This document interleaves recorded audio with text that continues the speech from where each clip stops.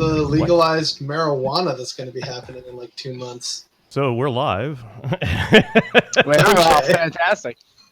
What a fantastic start. I mean, that's almost as good as the other start. Variations thereof, welcome to the Selectives Lorecast, casual Elder Scrolls podcast. My name is Rotten Deadite, and today we're talking about Bretons, which is great because I need the sleep. With me today are... I am Andrew, also known as the White Guar. And I am Felix, also known as Banu Hanamasaishi. What? So I give Bretons a lot of shit, but I'm going to start this cast by first saying they're not nearly as bad as I make them out to be. Not even remotely bad. I think that they sort of started with a very Western, whitewashed, fantasy for white people kind of origin. But the various writers at ZeniMax and Bethesda made it their duty to immediately start not getting rid of that, but deviating wildly from that standpoint. However, there are a number of very Arthurian features to Breton mythology. Their lack of a strong centralized government is a good start. Most of what we consider to be High Rock is actually a collection, has historically been a collection of city-states. If you think about, everybody pretty much is familiar with the Thanes and the various holds in Skyrim and how they operate almost independently from the main Skyrim king. They are still more of they're still more centralized than High Rock. High Rock is very much about infighting and politics and shit. Another sort of slightly irritating cliche for me is the idea of Bretons being half elves. But I'm glad to say that there is largely not really. There are a lot of arguments why they aren't half elves. Or why the description of them being half elves is actually irrelevant from their actual, genetics, so to speak. That when people think about Bretons, when people in the Elder Scrolls universe describe Bretons as being half elves, what they mean is it's a cultural amalgam, not a biological amalgam. And there are all sort of ways that the writing teams at Bethesda and ZeniMax have made the Breton biological half mixed race feature much more interesting than, or I should say, much more unusual than what we commonly have here in the real world, which I always appreciate. The farther you can deviate from my life, the better. So sad sigh. So and as Captain just pointed out in chat, one thing that makes them very interesting, or one thing that makes them deviate strongly from most Mannish races, and one thing that I'd like to start talking about is that Bretons are way more comfortable with magic than most Mannish races are. Even the Imperial the occupants of Cyrodiil, however they wanted to identify themselves, are generally a little bit more wary of magic, and it has more of a separation from common culture than it does in High Rock. And so, like, a lot of people will occasionally ask, this sounds like a tangent, but it isn't.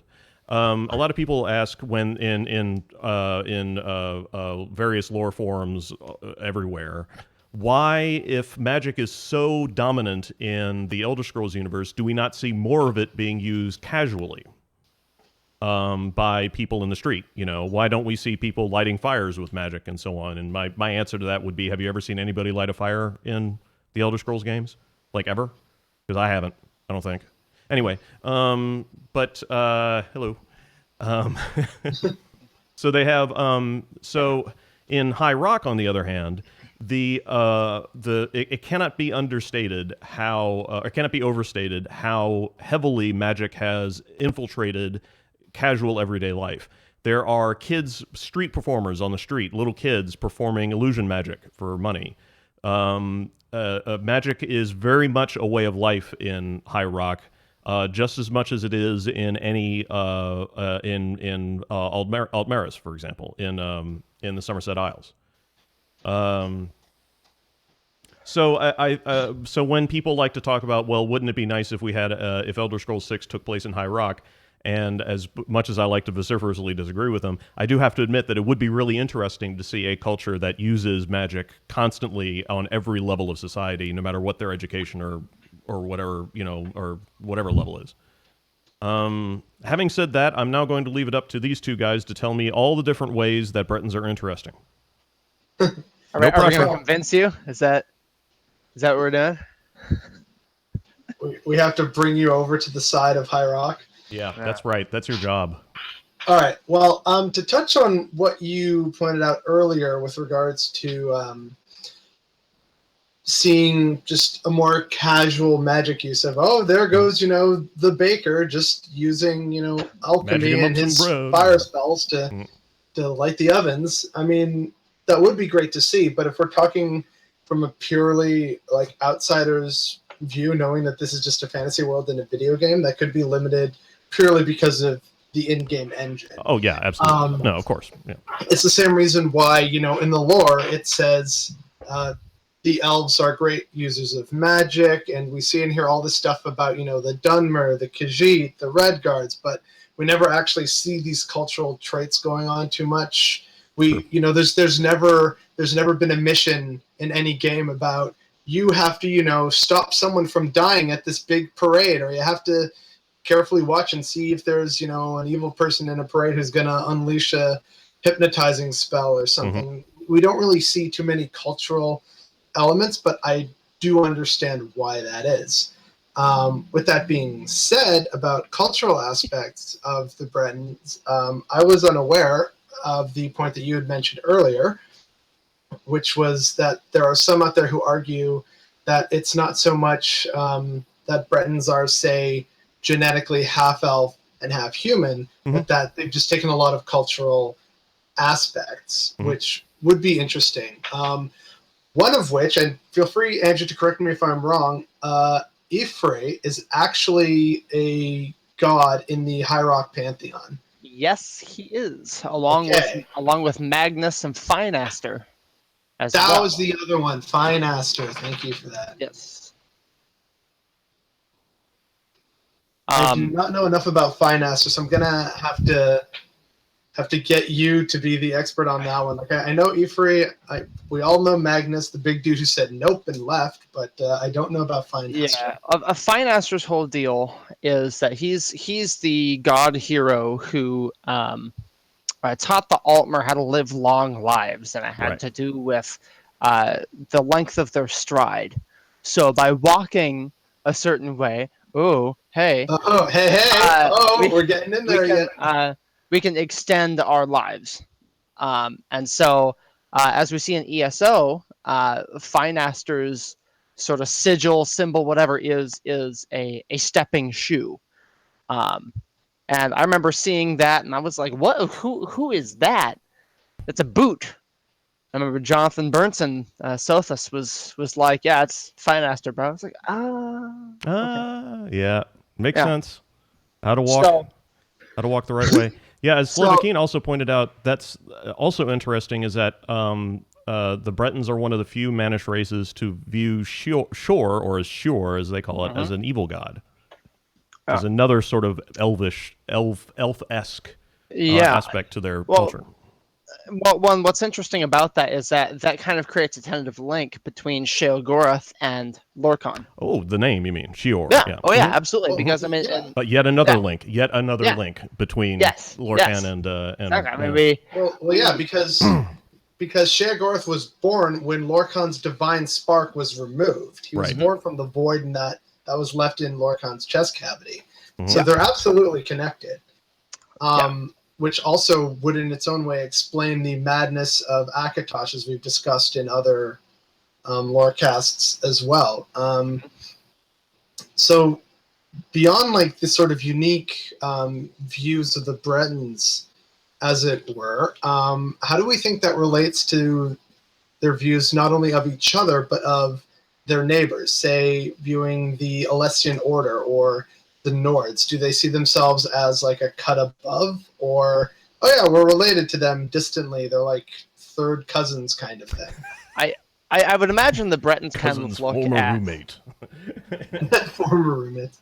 I would imagine the Bretons kind of look at their distant relatives, their neighbors, as kind of like that the way you might look at your uncle who lives out in the sticks and makes moonshine and Makes is missing teeth. Like, oh yeah, we're related, but we don't talk about that. Mm. Like that's kind of the feeling that I get, because He's the scary looking uncle with the big beard who voted for Trump. We don't talk about him. So I mean, because it's pretty common that every race in the Elder Scrolls, they are extremely ethnocentric. All of them, for the most part, with the exception of maybe the Khajiit. There's a couple exceptions. They all think that they are better than everyone else. The Dunmer, the High Elves, the Nords, maybe not the Orcs. I don't know. That's up for debate. But that's I bet you that. Well, I don't think the Orcs would say outright we're better than everyone else, but they'd express a very similar sense of nationalism in a different way. Yeah. They'd say we're not better than you. We don't give a shit. That's probably what they say. I agree, except the Dunmer are right. Excuse you, that's not how you say or pronounce Redguard. But on this note, let's actually talk about this a little bit, because as Chris pointed out, and it's pointed out in several documents, the Bretons really don't seem to get along with each other, and the only time they kind of did was during the Miracle of Peace in the second or early third era. I can't remember. That's a great way to put it. And because of that, you have the horse people of the Builsay River, which are very tribal. You have the eternally competitive city-states of Daggerfall and Wayrest. There's the Western Reach, which is in the easternmost part of High Rock. That's kind of the home of the Forsworn and the Reachmen. So in this one single peninsula, you have humans, orcs, the history of elven rule based from the Isle of Balfiera. You have Nedic peoples. You have Altmer. You have all these different races and cultures and ethnicities all coming together into this one area. And so the idea of it being, it's just generic Western, Middle Ages, just combine France, Germany, and England, and you have High Rock, is really not accurate at all, which is really unfortunate that seems to have become the myth that has been perpetuated. Yes, you can. I see Andrew's currently occupied, so I'll ask for a rebuttal or an addition from you, Chris. Not yet. I think you guys are really doing a really good job of talking about what it is about Bretons that makes them interesting, and not trying to put me to sleep. And that's like, I didn't really want to interrupt, because there's a lot of sort of the ways that the Elder Scrolls writers have taken the basis of Bretons as being basically kind of a Bretonian cliche, an old English mythology cliche, and tweaked them to fit the Elder Scrolls universe better, is the way that Bretons have a tendency to worship Ifer. Ifre, or Ifer, or whatever, Yifer, whatever you want to. What I find interesting about that is I don't think I've read anything that confirms or denies the idea that the Bretons don't. The idea that the Bretons feel that Ifer is, or Ifre or whatever, is not a Bretonian god. Because generally speaking, people will agree that Ifre is or the personification that they call Ifre is it's pronounced Jeffrey. I'm sorry. The god Jeffrey. I believe, yeah, it's Joffrey, and people like to There's a slap it a dev lot. named Jeff out there going, yes, yes. Yes, worship me. A lot of I think a lot of people in the Elder Scrolls universe would agree that Jerfer is a god of the Bosmer. Excuse me, but today's not a good word for word. Today's not a good day for words for me. And so they and I think that sort of lends me to give more credence to the idea that the Bretonian half-elf concept is closer to a cultural amalgamation than a biological one. Although I should also mention that most that most people will generally agree that the concept of a half-elf is not necessarily something that they pulled from Old English mythology, although it might be. I don't want to say absolutely for sure. Hi, Sems. But rather that that is a concept pulled from the various elements of Elder Scrolls lore that are borrowed or inspired by Tolkien.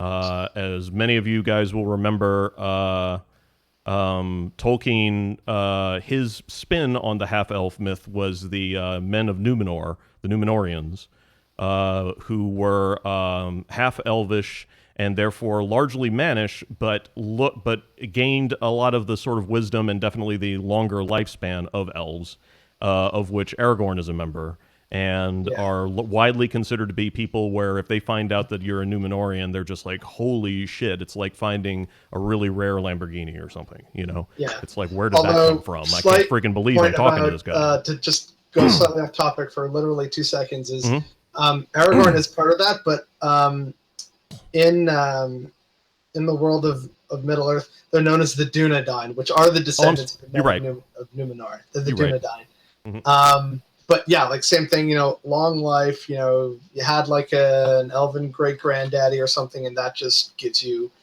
better genetics or something. Yeah. Hashtag blessed, right? Right. But then the counterpoint I would raise to the notion, or I guess not a counterpoint, but a complementary point, is one of the fact that the Bretons were also said to have inherited their natural aptitude for magic from the Altmer clan, which is from the Durrani, who themselves came from, I think, somewhere in or near Cloudrest in Somerset Isle, and they moved out because they recognized the power of the Adamantium Tower, which is known as the Durrani Tower on the Isle of Belfiera. Mm-hmm. And they decided, hey, this would be a really great way to continue expanding our influence and be away from any kind of potential rivals or threats or enemies. And that was kind of how the Durrani hegemony started. And around that time is where you start to get, in my opinion anyway, or my assertion, is that's when you start to see High Rock as a cultural entity rather than a political entity start to form in that area. Is it starts with these high elves that come over, and even if at first they just kind of set up shop in several fiefdoms saying, hey, just pay your taxes to me and you can continue to be your little king on a hill. There's like an expression for that with the Bretons. Well, because the Bretons actually have a expression saying it's so easy to become a king in High Rock. All you need is a hill. You know, you literally walk to the top of a hill and say, "Hey." Phrasing. Well, that find you a hill and stick a thing in it. Yeah. That's how you make a king. Love unto a hillock. That so a point I was going to make. understand the Bretons also have a phrase. I believe it's in modern parlance is, "I tell you what, that boy ain't right." Oh God. Anyway. Dang it, Bobby. Damn it, Bobby. All right, but yes, Andrew, you were saying? Yeah. So I think what that's in reference to, that's a couple things there. One being that the Bretons have this cultural aspiration as being adventurers and kind of doing the Bilbo Baggins thing where they they go out and they experience danger. Adventure! and they come back enriched, and that's when they settle down and become a king on their hill. Instead, rather than being under the hill like Bilbo. Ooh, good one. Yeah. Hey. But another thing is that prior to the Warp in the West, which is a gigantic occurrence, historically speaking, for the Iliac Bay area, there were dozens of different city-states all warring with each other. Daggerfall and Wayrest were two of the biggest ones, but you have so many of these little city-states. Part of that whole saying is a joke, saying there's so many different kingdoms. Like, there's a hill, here's another kingdom. Like, that's part of what they're saying. So it's kind of it's double layered in there with meaning. So it's a very culturally appropriate saying, I think. But a point I wanted to go back to while I was being waylaid by a 6-year-old. You mentioned earlier, Felix, that a lot of the cultural aspects that we see in the games don't seem to reflect what we see in like writing, in-game books or Pocket Guide to the Empire, name a version. Yeah. And that is one of the reasons that I insist that the games are not the source of the lore when it comes to those kinds of things. They are a way to view the lore. And I say this all the time because the games are not wholly representative of everything that we could possibly see in this fictional universe, right? You go to Balmora and Morrowind, there's maybe, 30 people living there? If that. That's a hamlet. That's itty-bitty. There should be thousands of people walking around. The market should have people sitting out on the street with their little tents just peddling their cheap shit. The Imperial City in Cyrodiil. Yeah. Oh, absolutely. That should be miles and miles. You shouldn't be able to find your way around the Imperial City. Like, if I can walk from one end of the Imperial City to the other in 3.5 minutes, I shouldn't be able to do that in the island of Manhattan alone. Right. So again, in-game limitations. Exactly. Right. It's gamey-wamey. Yeah. And that's part of my point. Right. And that's why Daggerfall is the best game. Great, perfect way to put it, Slovakian. Perfect. Absolutely. And back in my I day, really like the idea that you're putting forward. Random number generation and everything was pixelated and the same assets. That was real gaming. Yeah, I like the way you're phrasing that, though. That the video games are not the actual representation of the lore, and it actually reminds me of, I think I've covered this before on this channel, the idea that Bethesda has actual Elder Scrolls in the basement, and that they're interpreting reports or stories or myths about a fictional dimension or about a non-fictional dimension that actually exists, but their representation of it in the video games is just what they're able to afford to do, you know? Oh, okay. Yeah. And that kind of plays to what you're saying, is that the actual lore of the Elder Scrolls universe is much bigger than the way it's represented in video games. So just because, I mean, I'll put it this way, to go back to my whole thing about, why don't we see people magically lighting fires in Elder Scrolls games? Yeah, it's an engine limitation. At the same time, I mean, they don't even, I mean, you pull out a torch and you literally remove it from your ass and it's lit. Bam. Yeah, the famous lit torch underwater in Skyrim. Yeah, exactly, So, yeah.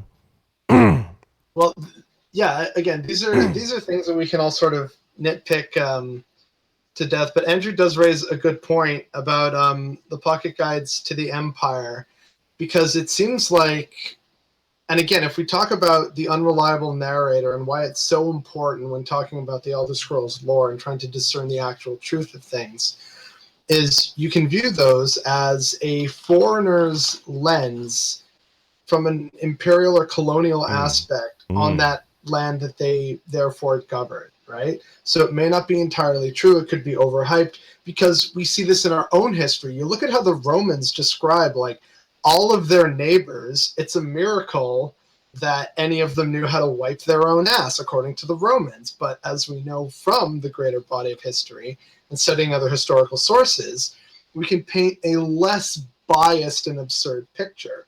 And so I feel that also very much needs to be taken into account when we talk about Elder Scrolls lore, because there's going to be more than one side to it. Which brings it to the follow-up point to that, which is that, as Andrew said, we see things that are very different in-game from the Bretons compared to what we read about. However, I found that there was a good redeeming aspect of that in both Elder Scrolls Online and in Skyrim. The introduction of the Forsworn and the whole culture around that, I thought that was great. One of my favorite parts out of Skyrim. Oh, puppy dog. That's great. Yeah. Or was it? Right, okay, so there's the Forsworn and the Reachmen. And as we see in High Rock and the areas close to Hammerfell, like Bankarai Pass, it shows that it's not just, verdant fields. We got swamps. We got a sort of Mediterranean vibe in some areas. We got river plains. We have tall, soaring, snow-capped mountains. So there's this great variety of geography. And with variety in geography often comes variety in terms of linguistic dialects, accents. I mean, just look at England, for God's sake. Like, that's nuts over there. And you have all these different independent kingdoms that would have certain views or, cuisine and things like that. That's something that I wish we saw more of in the Elder Scrolls universe, is aspects of local cuisine. Sure, we see certain plants, you can eat mud crab meat in Morrowind. You got, charred skeever hide Scrib in jelly. Skyrim. I mean, there is some elements of that, but I just wish they fleshed it out a bit more, because it's one of those little details that makes a people in a place feel more real, which again is something I think Skyrim did very well. And I mean, I'm a Morrowind fanboy. Morrowind for me is still like my favorite Elder Scrolls game. So, give credit where credit's due. And well, but to be fair, there wasn't a whole lot of local food in Morrowind because everything was food in the Nerevarine. The dude chewed on diamonds. True, for fuck's sake. What's for breakfast this morning? A Dwemer pillow Steel. and 3 rats. Yeah. That is fair. But it also touches on something that I think you briefly mentioned when we started the stream, is that in many ways we imagine the Bretons to be very Western European, but again, if they are actually more culturally Elvish, then what does that necessarily entail beyond strictly a religious or philosophical or theological outlook on Tamriel? But perhaps what does this mean in terms of how they view Lorkhan, or Sheor in this case, how they view their neighbors? Are their neighbors heretics? Is it the same religion? The views relating to witchcraft and necromancy? These are all things that if you're a Breton, you may, depending on where you are, have a very different interpretation than, say, your classical Imperial or your Dunmer Telvanni mage. Good point. So that's something I would love to see and hear more about. Well, it's kind of hard for me to separate it's difficult for me to think about cultures in the Elder Scrolls from anything but a very broad and metaphysical point of view. So the Breton approach to the way they view the universe, i.e. from a very marish standpoint, is pretty much all as far as I can get. It was one of the reasons why I was hoping on getting a couple of people who would describe themselves as Breton experts on this cast, which, by the way, remarkably difficult to find. Yep. It seems like nobody wants to spend time with this culture for some reason. Which is a shame, because there is that document that Andrew linked earlier. I don't know who wrote it, but it's phenomenal. It's cool, and there's some really good art and ideas in there. And you know what? I'm actually going to copy that into chat here. Oh, good job. Just so our viewers can take a look at it as well. Which means I'm going to have to remember to put it into the video description on this when I upload it to YouTube, and I will forget. Yeah. So comment below for all you YouTube viewers to remind my dumbass to put a link into this thing. There we go. I missed some of what Felix was saying because my wife was leaving for work, but I know that I think the point you were getting at was that the people of High Rock are extremely varied. Hold on, I think my wife needs. Oh, it back may have in. been Sifri who was working on this document, by the way. Sorry, say that again. Yeah. So, well, let's just go, kind of like, start going down the list here. So, apparently part of Orsinium was involved in High Rock. Well, Orsinium's always been a contentious topic in the Iliac Bay area, whether it's Bretons or Redguards. They both. It's pretty much known that Bretons and Redguards hate each other, but they hate orcs more, which is why they're able and willing to work together with that each old other classic to tale. like push back the orcs if ever they get too uppity for them. Right. And so the orcs generally see their homeland as the Rothgarian Mountains, and that doesn't sit well with I think the people of Wayrest, because that's like right on their border, so they're not happy with that. And the orcs are also found in the Dragontail Mountains, which the Redguards aren't happy about, and that's kind of why they both love to hate the orcs. I can't remember which war against Orsinium it was, because there have been several sieges against Orsinium. There's been more than a few, yeah. But there was like the first one where it was after the first kingdom of Orsinium had actually come into existence. But what I don't know, because I don't know enough about Orsimer lore, is how that kingdom came into existence, and if it came into existence before a truly unified Bretonic policy, right? So if perhaps the orcs unified, but there was still like 10 or 20 different Breton kingdoms, then okay, that sort of makes sense. But if it was a unified High Rock when this happened, I'm not sure how that came to be, and if it might have involved the Daedra or something. But since that involves the orcs, I just don't have enough information on that. Speaking of Daedra, something that I can actually speak relatively in detail on, it's my understanding that the Bretons have a little bit more of a constructive, I would use the word constructive relationship with Clavicus Vile. And that apparently the Bretons are much more willing to make deals and cooperate with Clavicus Vile than most anybody else, really, for that matter, except maybe the Dunmer. That would suit them very well, considering all the trickery and backstabbing that goes on in Breton politics and High Rock, right? I'm pretty sure it talks about that in PGE 3, if I'm not mistaken. It talks about how many merchants, especially, will make deals with Clavicus Vile. And then I know there's that one quest in ESO. This isn't quite Clavicus Vile related, where there's a giant tree, and I don't remember what he's called, but he's a demi prince, and you end up in his demi plane. And it's somewhere in, I think it's the public dungeon in Daggerfall. And during that quest, you show up and there's all these revels, and it's like this harvest festival and everything. And he's this obscure god of the harvest. The bad man. Yeah, which oddly enough is also what they call Shior. Exactly. But he's not Shior. He's some demi prince. So you're tricked into sacrificing grains and fresh apples to this deity, and then you are summarily sacrificed to this demi prince. Nice. And then it's up to you to figure out how to thwart this demi prince's plans.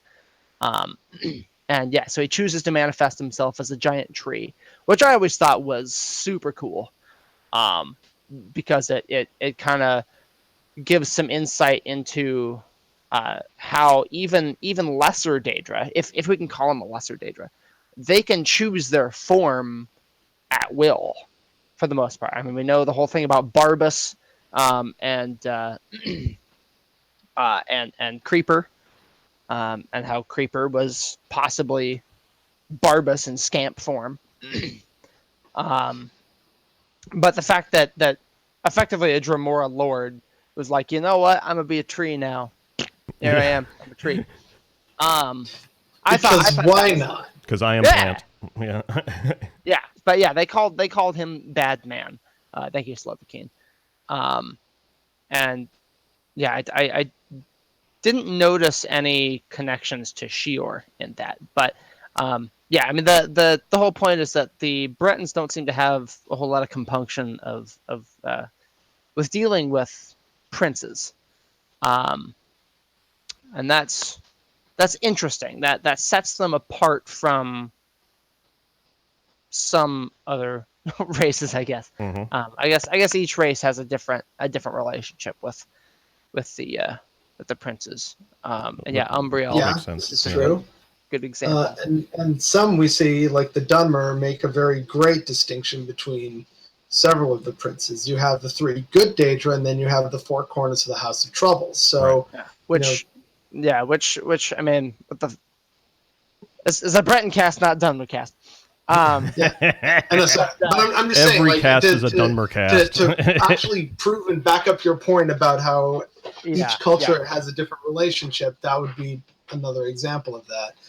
And actually, speaking of relationships with, magic, the Daedra, the arcane, the Aedra, things like that, one thing that I find never gets mentioned about the Bretons too much, which I always found very interesting, was that they technically, at least by current estimates, are in possession of the most powerful of the towers in all of existence. The Adamantium Tower, the tower that counts down to zero, to the new dawn, Mhm. the tower where the gods convened to discuss Lorkhan's punishment. And it's just sitting there on a rock outside of like one of the most major cities in Western Tamriel. It's And undervalued people just real feel like, estate. it's a fortress, it's there, and here we are, just one of the most naturally gifted, magical people who were also part of a monumental event known as the Warp in the West, Hmm. where basically, correct me if I'm wrong, but like 3 or 4 different timelines came true at the same time, and the Jills had to kind of stitch it all back together and say, yeah, I guess this works. It's not broken anymore. I believe all 8 happened at the same time. Oh, Was what it God. was. So 8 yeah, like different that's times. something that happens in a High Rock, and people are just like, "Oh, High Rock, it's boring." I'm like, literal time shenanigans. It's Like, Mhm. come on. Yeah, I mean, High Rock is very misleading in that it's got like a light veneer of classic Western European mythology Mhm. and Arthurian stuff, but it's actually super weird when you get down. Mhm. Like But you have to get down into it to get there. yes, yeah. So you gotta bore through that shell there. That bland outer coating. And, Yeah, yeah. yeah. Mhm. One of the weird things that comes to mind for me, and this has to do with the origin of the Bretons. There's a theory floating around that the Bretons are actually an experiment. Hmm. And I've that heard this experiment was whether it was intentional or not is up for debate. But the Dureni often kept slaves who were Nedic. And so after a while, as with any slaveholding population, they began to copulate with their slaves. Look at didn't copulate. yeah, who wasn't it Andrew Jackson who maybe had like some bastard children with a slave girl, something like that. I don't know. Same idea. No, that was Jefferson, I believe. Was that Jefferson? Okay, so somebody. Um, and so the whole notion is that um, the Bretons were a result of hey, well, what happens if we start selectively breeding with these Nedic people and see what comes out. And on the subject Hey, of you know what? I'm gonna stick my dick in that. I mean they're high elves. They can do no wrong. We'll just Like, see why what not? happens. Yeah. So you mentioned at the beginning of the cast that that the Bretons can be considered to be half elf in a cultural aspect, and that they're not. It's not entirely accurate to consider them half elf biologically. And I mean, I would almost look at that in a taxonomy sort of sense. That after so many years, this intermingling of two races, they became so dissimilar from either race that they became their own thing. Mm-hmm. Right? I mean, you've got ring-tailed lemurs, for example, and then they start breeding with this other, whatever. There's a mutation, and suddenly we have this other offshoot that cannot effectively breed with the original, host species or whatever. And that's I don't remember who came up with that, but that's what separates species at least in real life, is when one offshoot genetically cannot breed with the species it came from, then it can be considered a separate species. And I mean, I know this is Elder Scrolls, and I mean, there's a lot of infertility between all the races, so it's not a 1-to-1 ratio. I lost my train of thought. But yeah, the whole point was that it's an experiment to see how to make a new people, I guess. And maybe I don't understand it super well, but that's what I've heard, and that's, maybe the Falmor were involved. I'm not entirely sure. Sure. I'd have to have someone else remind me of the details. You're missing the second part of that theory, which I love. Yeah, hit me. That's the reunion of the Elnifey. Because you have the wandering Elnifey and the Elnifey who did not wander, which is how you get descendants of men and elves. And here they are, in perhaps an imperfect union, but a union nonetheless, in these tiny, short people with like wrinkly foreheads in Western Tamriel. So who knows, right? Yeah. But that's a part of that theory that when I first heard that, I was like, oh man, that is good. I like that. Yep. I was also reading this section at the back of this document that talks about the origin of the word Breton and how it's been sort of explained in the Elder Scrolls universe. And apparently there's a lot of difference of opinion here, which is awesome, including that the word Breton arose from the term reachman, which is a stretch, but they kind of get there. And that Breton also came from a assignment of Bretons as the bed ones, as in the Daedric word, the Daedric letter B, bet. In other words, they were calling the Bretons a bunch of betas, I think. The term Breton, and this is my favorite one, arose from because the very first town was founded in High Rock in a place called Bretown or Bretown. So Bretown. Brie or bray is actually an old word, mostly forgotten, but still used in wilder locations for hill. So in other words, the hill town. And therefore, it kind of plays back to the whole Breton phrase of, what was it? Find a hill, become a king? Yep. I was thinking that. Hi, Yeah. Jonathan. Yeah. I see you too. Get out of my fucking document. Does everyone have edit abilities? What's going on here? Yeah, apparently. Stop editing! And let's see. Also, there's the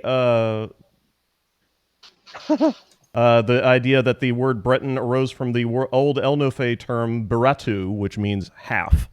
Yeah, Yes. and I think that's the commonly accepted explanation. Mm-hmm. That's it's a being an Elnofey term and everything, and that's I think I've written on the subject too. Oh, okay. I'm pretty sure because I wrote a piece, I don't know, maybe a year ago. It was supposed to be a counter argument to the notes on racial phylogeny and biology. I remember that. I Yeah. remember that. Yeah. Yeah, and so the whole point was this actually kind of an idiot researcher who made bad arguments. And your point was it's more complicated than that. Yeah, basically, yeah. And he insisted that Notes on Racial Phylogeny is actually a racist book that has no intellectual foundation at all.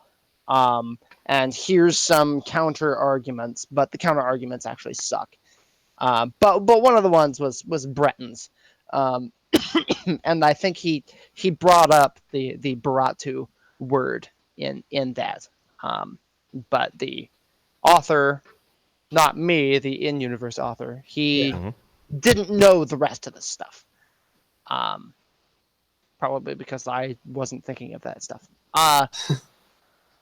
But Dogs, just a yeah, second. that's as I understand it. That last point, the term Breton arose from the Elnofey Baratu, is the most common Yeah. explanation for It's that. the most common, or at least perhaps the most accepted version. Yeah. Which also brings us to Breton languages and why it is that the various different languages of Tamriel have either gone away or all come to be spoken by the same people, no matter where they are in Tamriel. Yeah. But the names are different, right? So, you have in Cyrodiil names that are clearly borrowing inspiration from, say, the old Roman Republic. It's not perfect because they used a triple naming system, like Lucius Publius Sulla kind of thing. Yeah. Whereas in Cyrodiil, it's kind of a mix of both Italian and Latin, which to me is like, I can sort of see where they're going from, but it sticks out to me as an English teacher. Yeah. And yet, with the Bretons, even though we see that they're all speaking the same language, Breton naming convention is entirely different and based off of Middle English and like Middle French naming conventions. Yeah, there's some French. I think there's also a little Italian thrown in there. It's largely French, but of course there's like a wide variety, right? Like you get Jamie, you get William, but you also have last names like Lafreniere, and that's super French. Ultra French. Yeah. Yeah. That's that's like tasty French. Yeah. Sith has just confirmed in chat that is his document, by the way. Thank you very much, Sith. It's fantastic. It's really well done. A great piece of info. Yeah. So I'm looking at the PGE one here, and the first paragraph on the Bretons, it talks about how, and this is obviously before the warp in the West. It says, aside from imperial rule, Bretons are connected only in their language, geographic location, and the ancient rift that separated them from their Nordic progenitors, the Night of Tears. Which I don't know how much we know about that particular instance. Yeah, that's the only thing I can think of that mentions the Night of Tears. So that must have something to do with Durrani or something, some kind of mass killing or something. I don't know. That's what it sounds like to me. Well, the Night of Tears they're talking about is the Night of Tears that they talk about in the game of Skyrim, which you can find in like a couple books or something, where an elven force, I think of Falmer or Aldmer or something like that, attacked the first human city of Skyrim, Sarthal. And, right, yeah. Okay, and that's talked that was about the Night of Tears. They just kind of like killed humans wherever they could find them because they were. That's discussed in the Seven Fights, isn't it? It might be. I'm not sure. I mean, that might be the next when men show up and exact their revenge. Yeah, that is. I don't remember. Yeah, I'd have to go back and read the whole thing, and we ain't got time for all that. More reading to do. Not Yeah, enough well, time. So much reading. if these casts teach people anything, So you got to read a lot. it's that there's a lot of reading involved. Yeah. Okay, if you're watching this, there's two things people learn from us. One, we are huge nerds. Yeah. Number two, we're at least funny nerds. So Yeah. we have that going for us. Well, some of us Basically. really try to be, and then like fall flat. I don't know, man. You've had some good bangers, Andrew. Yeah. hmm But to get a bit more back on topic and a little more coherent about things in terms of the language and the Night of Tears and things is apparently on UESP in the history section of their lore on the Bretons page. It says, while the Aldmer maintained control of Tamriel, the Manmer lived as lower-class citizens supporting their elven brethren. Notably, this subservience and general harmony meant they were spared during the Night of Tears. So already at this point, we're seeing that this is a clear people, perhaps not a whole culture yet, but at least a distinct ethnicity that is being talked about collectively and is, at the very least, tolerated in the true sense of the word, and that ultimately spares them a certain amount of backlash or hatred or bigotry. Again, to an extent, they're still lower class citizens, but they're citizens nonetheless. That kind of makes any sense. So already with that, we're seeing the establishment of what will become a Breton culture, but the Breton culture actually doesn't really start to form, the way I've understood it, until the Battle of Glenumbra Moors, where Breton kings started to rise up Right. against Durrani power. And even though the Durrani won the battle, they just didn't have the manpower because elves take forever to reproduce compared to humans. They simply didn't have the manpower to really hold onto their possessions beyond the Isle of Balfiera. And so the Bretons started to take control of the Durrani possessions, which were all around the Iliac Bay. And that's sort of where we start to get the real polity of High Rock as a man-mayor or man-controlled state, province, empire, kingdom, however you want to view it. And so that's kind of when we start seeing that history. But, and this is also very unfortunate, is that in the lore, there's very little history that we see after, like, the Merethic era and the first era. Right. We don't really see a whole lot in the second era until ESO, which is really unfortunate. Yeah. Which is, it's almost as if Bretonia, or there I go again. It's almost as if High Rock was asleep the entire time and nothing was happening. I mean, I don't know. I mean, the warp in the West didn't happen until after ESO. Yeah. So they don't even have that excuse. It's just sort of, yeah, I don't know. I mean, we've got the bit about the Doom Crag. I mean, that might be worth talking about. Because that happens before we show up in ESO. Because the Doom Crag is someone or other tried to create a new tower, and the Doom Crag is a failed tower. And it's been years since I actually did that quest, so someone might have to remind me who did what and what the stone was supposed to be. But I mean that happened in the Rivenspire area, which to me is very, very Eastern European, very Transylvania sort of thing, vampires everywhere.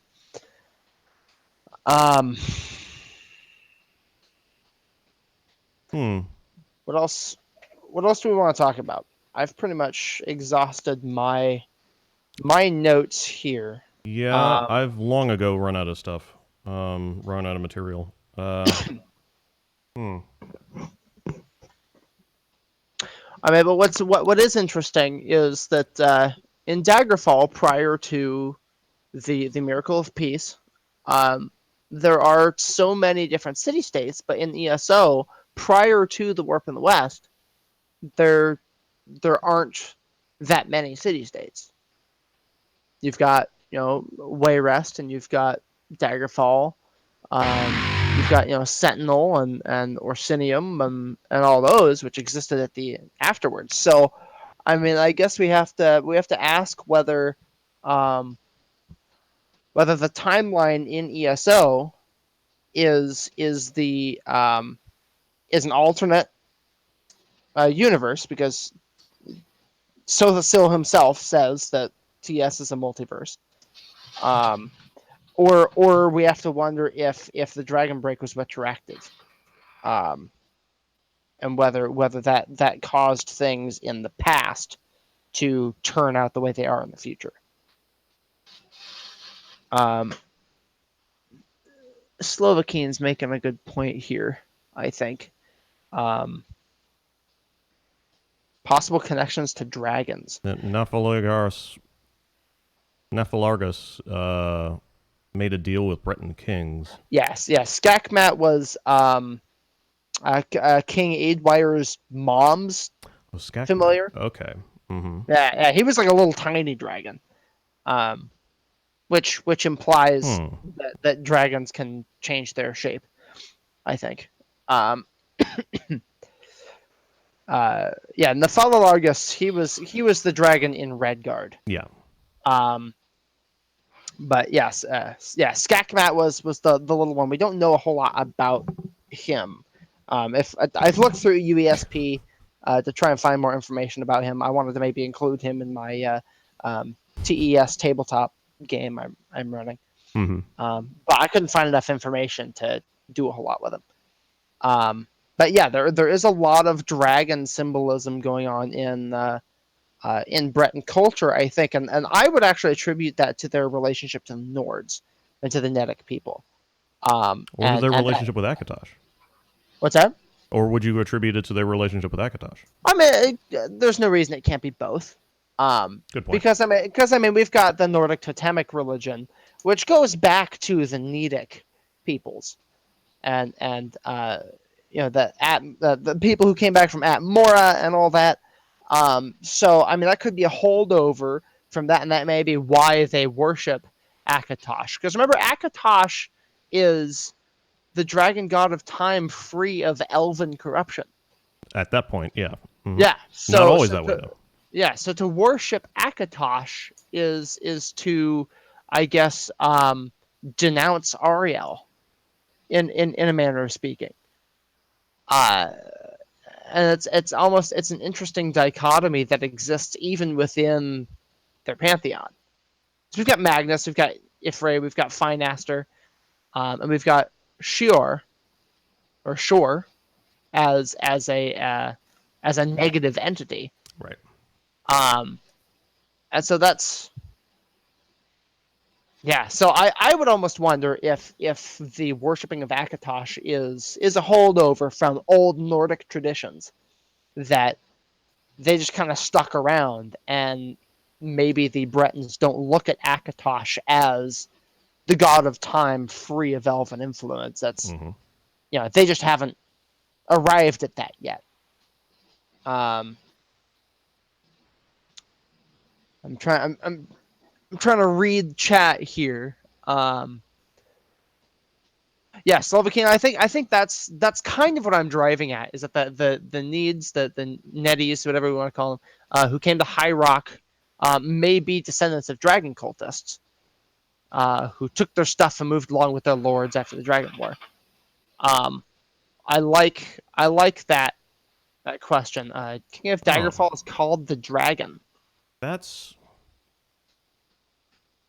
Nah.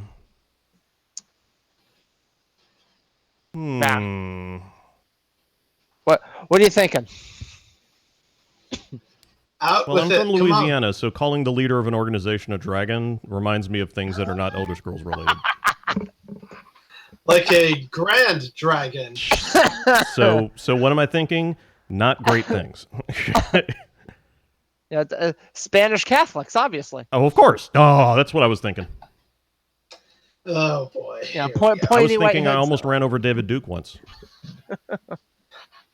I'm not fucking kidding. I didn't know it was him until after he jumped out of the way. Okay, that's a story you got to tell one of these days. I've literally given you the highlights. I almost hit a dude.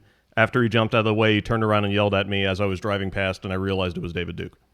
But that's it. Felix, you were about to say something. Yeah. No, I was not that great a story, really. I'm just going to make a slight comment, nothing serious. But a more serious comment that I was thinking about, which we haven't touched on too much, probably because there just simply isn't enough information. Like I said earlier, we get a few snippets of, Breton and High Rock lore in the first era, the third era, and now with ESO in the second era. Mm-hmm. And that's it. We don't really know a whole lot in between, except they tell us, the fiefdoms persisted for hundreds of years. But what would be interesting to discuss and just sort of theorize is how some of these cultural aspects would work, such as, it's pretty easy to assume, at least in my opinion, that the Bretons are so fond of adventuring because if they're like classical, families from Earth, you have lots of kids. The oldest is gonna, inherit the family business or the title of lord or whatever. So the other kids got to go and find their own new fiefdoms or kingdoms or wealth or something along those lines. And what does that entail? Who can marry who? How does it involve all these other different families? We keep hearing about how complicated and basically how Byzantine politics are in High Rock, but we never get any concrete examples of this, except you get a little bit of it in Daggerfall, I believe, when you have to start doing certain missions for different nobles in Wayrest and Daggerfall, the city. So I would love to hear if you guys have any kind of, I don't want to say like headcanon, but a kind of assumption or notion or something you've seen in the lore that reminds you of a system or a polity that was actually in place, somewhat relevant in our actual human Earth history. Because I see Cythereus Prime in the chat here. He says they record their census in the Book of Life, which has that very Nordic or Egyptian style to it, right? So what are some like real world influences, which we've talked a little bit about? What are some other real world influences you can see in Bretons in terms of, say, armor, cultural belief, potential feudal system, things like that? I'd love to hear your guys' opinions before I go on my own tangent. As I've mentioned before, a lot of Breton lore has its basis in Arthurian mythology, which itself takes a lot of inspiration from French culture and mythology. So and I'd argue some Anglo, some like Danish, Germanic, Beowulf type stuff. Mm-hmm. Yeah. So a lot of the language of what we of the culture that spawned Arthurian mythology, Bretonia, that kind of stuff, is going to sound or feel very French in many ways. In fact, if you look at other games Celtic as well, very good example. If you look at other games, video games or otherwise, I'm thinking specifically Warhammer Fantasy at this point, or what we now know what has been changed into Age of Sigmar, for the better, in my opinion. Warhammer Fantasy also had a army outright called Bretonia that you could collect that was heavy on the knights. There's a lot of knights in the Bretonian data sheets. And their lore was absolutely almost a carbon copy of Arthurian mythology with some very minor changes. Warhammer Fantasy can probably be best said, summarized as being the best attempt they can make at making Grimdark, but for fantasy. So while Grimdark, you have 40K where everything is, the most gigantic, ridiculous, over-the-top kind of, world building that you can do, where you just take a good idea and then multiply all the numbers involved by 10,000, and now you've got Warhammer. Warhammer Fantasy was sort of the equivalent, but for a much more obviously fantasy Tolkien-esque basis. So they basically took Tolkien-style fantasy and Arthurian-style fantasy and etc., and just made it really sort of just try to create a universe where things sucked for everybody, basically. And and so like for Warhammer Fantasy, for example, where you have the way they would twist this around, and yes, once again, it's a 40K cast and not a Elder Scrolls cast. One of the ways they would do this is they would take the idea of Bretonian questing, and what would happen is a knight would go around and quest and adventure and such like until he eventually earned the right to be contacted by, and I'm not making this up, the Lady of the Lake. Like, that's what they fucking called it in the Warhammer Fantasy source books. It was literally the Lady of the Lake. And she would present herself to this knight, and the knight and offer the knight to drink from, and I'm not making this up, the Holy fucking Grail. Oh my god! And so these That's Grail plagiarism. Knights, yes. Now Jesus Christ was never mentioned at any point at this point, but it was absolutely called the Grail that the Lady of the Lake carried. And she would present the Grail to the knights, and then this is where the Grimdark comes in. If the knight drank from the Grail and was determined to be worthy by the Lady of the Lake, they would gain all kinds of ridiculous power and strength and stuff like that, and elongated life and such. And they would basically go out and become kings or lords or generals or whatever. And But you destined can't for great expect to things. wield supreme executive power just because some watery tart threw a cup at you. Exactly. Yeah. I was gonna make that reference. Hey. But then if they were, here's the grimdark part, if the Lady of the Lake decided that that you weren't worthy, you then died a horrible fucking death, like Indiana Jones and the Last Crusade, shriveled down into nothing, you know? Melting Nazis. Yeah, melting Nazis. So God, I love it when Nazis melt. well, I mean, so does So Steven good. Spielberg, so that works out. So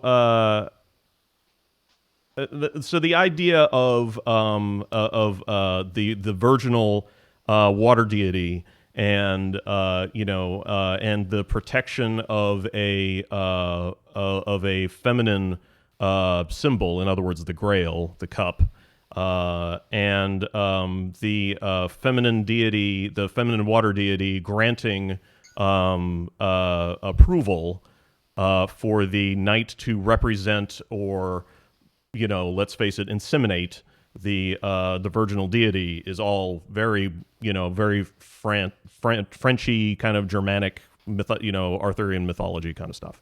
Which itself is basically a co-option of both Christian doctrine and pagan beliefs. Exactly. Which is how a lot of that early medieval spreading of Christianity happened in the first place. Mm-hmm. Which is why, for me, this is where I'm going to interject something that I kind of assumed about the Bretons, and it's never established, but just based on what we know, I think it would be very fitting for them, is a kind of syncretic belief system where they have these elements of both, like we talked about earlier, these cultural and perhaps religious introductions from the Altmer and the Durrani, as well as traditional Nedic beliefs and those of the Reachman and the Forsworn, kind of coming together to create a mishmash or a properly syncretic worldview of how things are and how they came to be, which, again, would make it not Arthurian, because in this case it involves like Daedra and Aedra and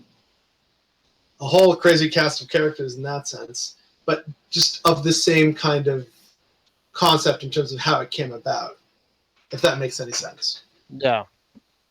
Well, as far as like the influences that I see in Bretons, I see a lot of Shakespearean lore. Ooh. So a lot of things like that we see in A Midsummer Night's Dream or A Winter's Tale. Those kinds of supernatural things, or not Hamlet, Macbeth with the witches. Oh yeah, there you go. We get the Glenmore Weird and all the other witch covens. There are at least a dozen of them in Daggerfall. So many witches. And so we get a lot of Western European kind of flavor. I like I always like to throw in Egyptian whenever I can. And I think a lot of that is a holdover from Nords, again, because the Yeah. Nords have a whole lot of Egypt going on. Oh yeah, for sure. Like Um, it's you walk into a Nordic temple and it's kind of like this is if the Egyptians decided not to build pyramids but conquered the frozen tundra wastes. yeah, yeah. It's pretty ridiculous, but I love it. Yeah, I also see a lot of Cythereus mentioned, Alexandre Dumas. So a lot of Count of Monte Cristo and Three Musketeers type stuff. I see. It's about the heroic ideal. Yeah. So I see a lot of that. I see some Divine Comedy in there. So Dante. And then I see some and I think this is a Kirkbride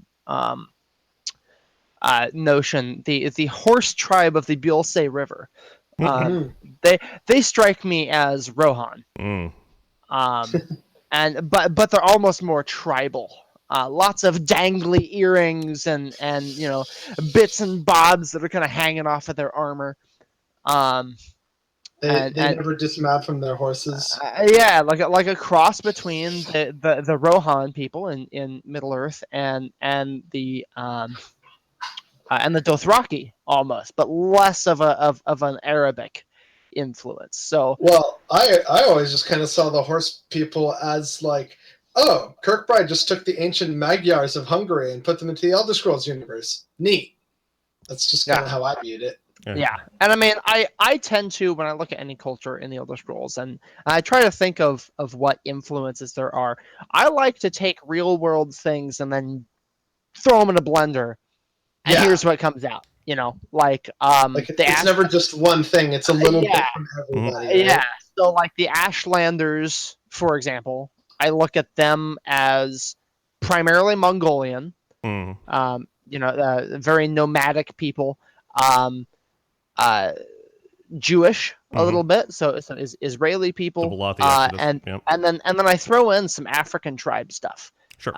especially when they speak. I'll during role play I'll speak with like a Central African accent because it separates them from the other Dunmer. And the other Dunmer, I'll give them the old Morrowind voice. Why walk the ride? Mm. Yeah. You and wah. Yeah. So I'll do some of that, but that's an example. And like the House Dunmer, I might see Chinese and Egyptian with a little bit of Japanese thrown in. And hey, there's Dunmer. Maybe some Pueblo people a bit. And then but for the Bretons, yeah, a lot of it isn't so much real world cultures as real world literature. That's a very good way of So putting it, actually. so yeah, because Shakespeare is the first thing that comes to mind. And yeah, I mean even some of his sonnets. The first one that I can think of is that actually fits the Bretons pretty well is when 40 winters shall besiege thy brow. That's actually my favorite sonnet. And that one talks about how you save your beauty by having children, and that I think fits kind of the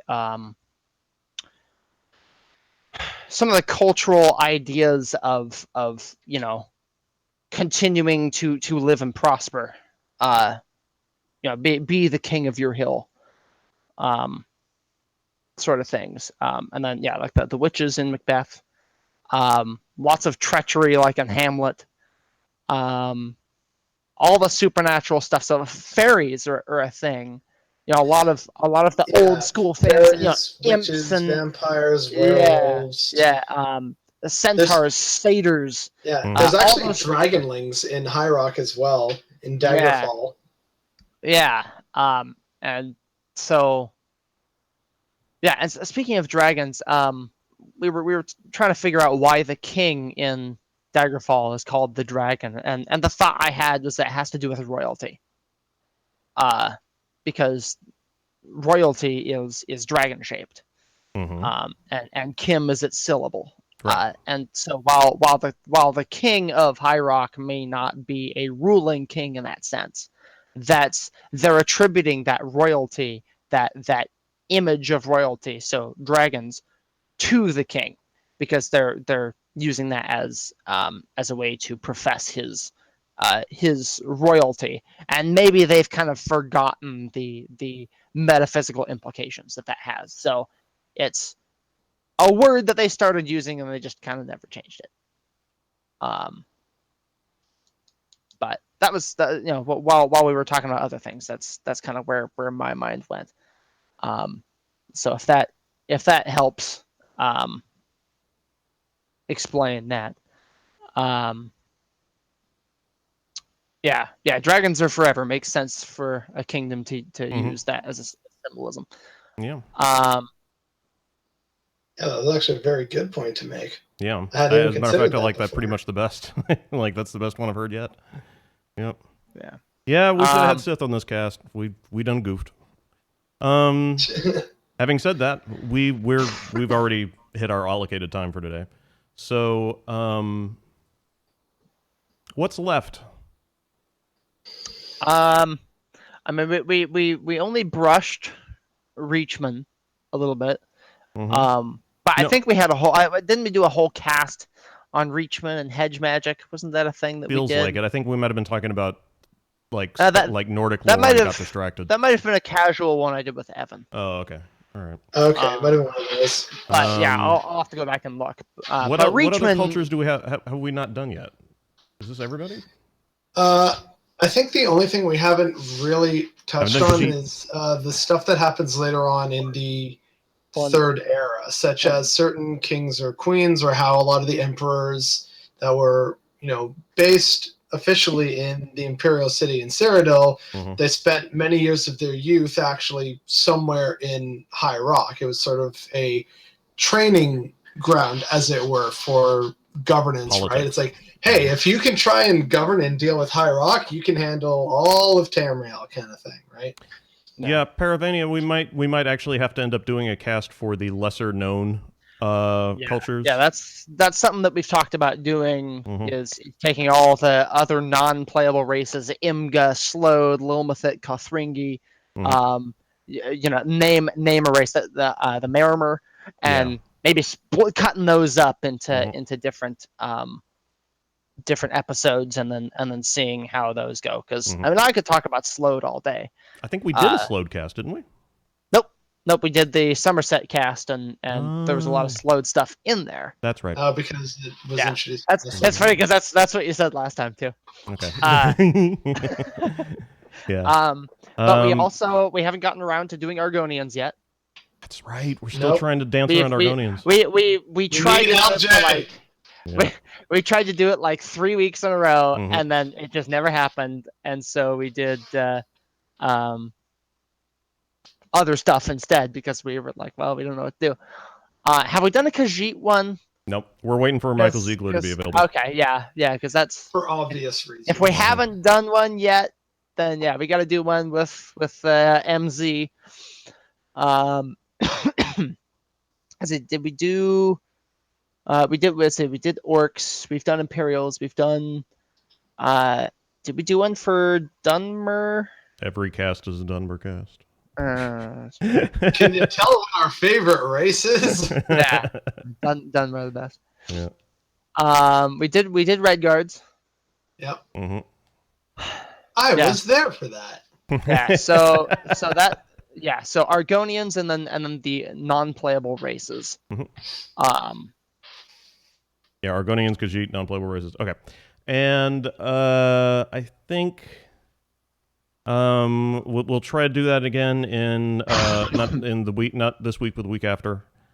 Our usual bi-weekly scale. Every 2 weeks for this what if we did a cast on like authority in the Elder Scrolls? So different kings and queens and emperors and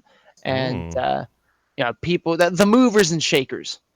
Snow elves and aliens, yeah, sure. But yeah, the major leaders of various cultures and like influential leaders might be a good cast. Yeah. It'll give me another chance to talk about Rima again. Yeah, we can talk about Riemann, talk about Talos, we can talk about Uriel the Seventh, we can talk about Cameron, the Cameron Cyrus dynasty. the Restless. Yeah. Yeah. Yeah, I mean, we might even be able to get the player characters in there, because they're all the prisoners. Mm-hmm. Wasn't there a cast about the prisoner and their importance? Mm-hmm. Very early. There was, Yep. but I mean, if we look at them from a standpoint as characters who matter and who are important to the Elder Scrolls universe as a whole, I think that might be a pretty good. I mean, it's a pretty big topic, but yeah, I feel like that's something we could do at some point. But okay, so how about we just decide? No, Captain. Why don't we just decide? What did Captain say? I never give him his ring. Why don't we? Baron Zaya. We could do a whole cast just on Baron Zaya. Yeah. Why don't we try to work our next cast around Michael Ziegler to make sure that we get him when he's available, and we'll do Khajiit for the next cast. So right. We'll shoot for a week after next, but there might have to be some wiggle room about when exactly that happens. Yeah, and I may not be able to Beamcast. A week after next. Oh no, I can make that because I've got my bachelor party on the 25th. Oh. Hey. All right. Yeah. Okay. So thanks very much for everybody for tuning in. I'd like to thank to our 2 new subscribers today. Is No Chaos, who subscribed with a tier 1 subscription. Thank you very much for that. Welcome to the House of We. And Semblio came back in with another month of Twitch Prime, subbing for 5 months. Thank you, Siri, you're a cornerstone of this channel. And welcome again to the House of We. Thanks to all the people who followed. And we have almost every cast we do is a Kirkbride cast, Reg. But I would like to have him back on at some point. Yeah, okay. And don't forget to join the Discord channel. The link is in the description for our channel here. It's the fastest way to find out where we go live. And we will see everybody next time. Can I plug a thing? Yeah. So for those who haven't heard, there is an Elder Scrolls literary journal that I am running. Oh, that's right. Thanks. Yes. Yes. The Talmora Independent. Link that in chat if you can. Yeah, you can find it either on Facebook or we have a website, talmoraindependent.net. And so if you have writing that you've been wanting to publish, I mean, you could put it on Reddit, but everyone does that. Or you can put it on the Talmora. And I every month or so, I try to produce another issue. So we actually have issues, and they're usually about 10 pages long or so. We feature community art, community writing. If you write it, if you draw it, paint it, fuck it, I'll even throw in videos if you want. Yep. All digital PDF version. They've turned out really great so far. So I'm always looking for more contributions, and we have a little section just for the Selectives Lorecast. So, yep. I'll be sure to send some stuff your way. Don't you worry. Yeah, man, do it. Yep. Okay, folks. Wait, goodbye. Bye-bye. Bye-bye. Thanks for joining us.